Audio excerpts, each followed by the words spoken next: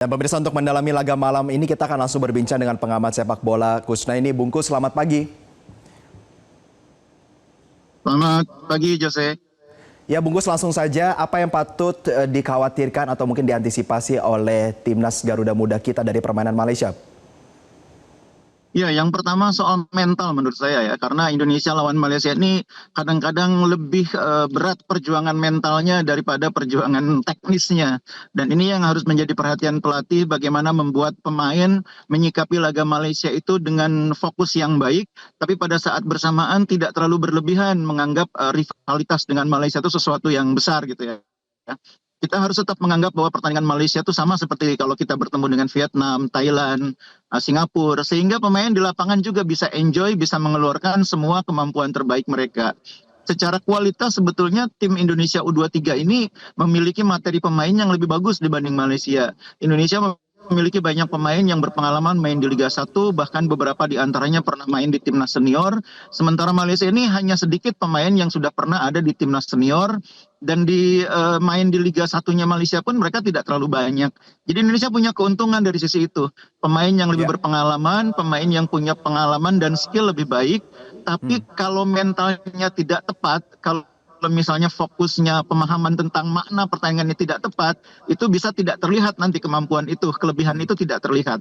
Jadi pelatih harus bisa mengkondisikan suasana supaya pemain itu bisa rileks menghadapi pertandingan ini, jangan tegang. Kita memang masih bisa tersingkir, kalau kalah lebih dari 1 gol ya, masih bisa tersingkir.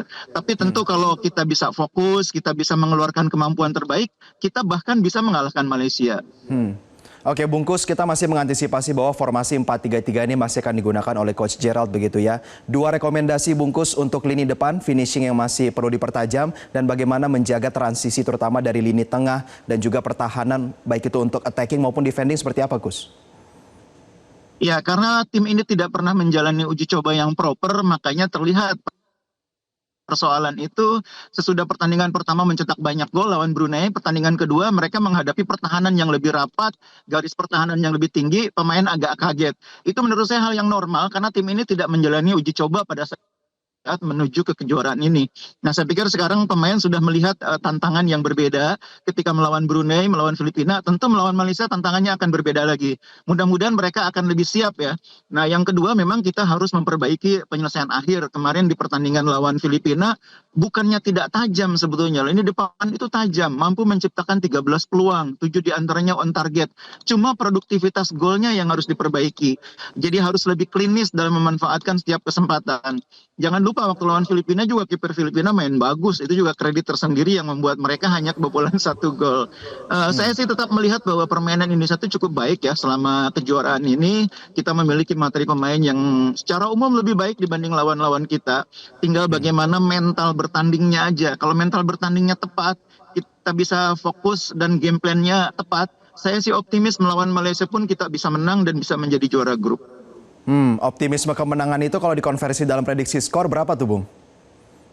Iya, memang tidak akan banyak ya, karena rekor pertemuan kita lawan Malaysia kan agak sulit ya. Kita di kelompok umur 23 itu belum pernah mengalahkan Malaysia di ajang resmi. Pernah menang 2 kali, tapi dalam uji coba, kalau nggak salah tahun 2015 itu.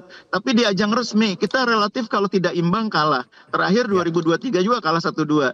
Jadi kalaupun kali ini menang, itu kemungkinannya menangnya juga tipis ya. Cuma memang seperti yang saya bilang tadi, game plan-nya harus tepat, mental bertandingnya juga harus tepat. Oke, Bungkus, lalu berkaitan juga dengan lini depan ya, sepertinya eksekutor gol ini kita ada perbandingan antara Jens Raven dan Hoki Caraka. Apakah kita bisa melihat bahwa Coach Gerald ini sepertinya tidak akan berspekulasi lagi untuk memilih Jens Raven sebagai starter?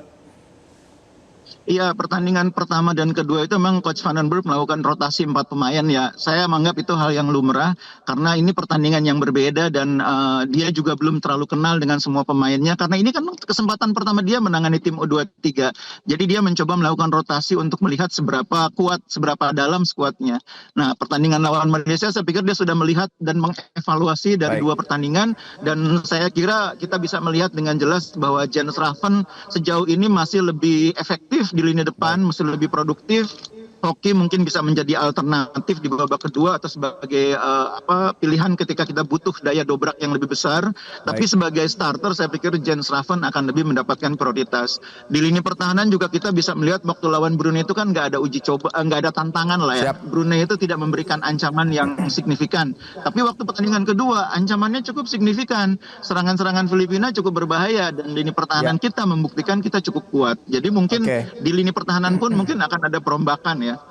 Ya, oke Bungkus, tentu kita berharapnya bahwa Garuda Muda tampil gemilang malam ini dan menuai kemenangan Iya. atas Malaysia. Ya, terima kasih pengamat sepak bola Bungkus Amin, Naini amin. atas ulasan Anda. Jelajahi cara baru mendapatkan informasi. Download Metro TV Extend sekarang.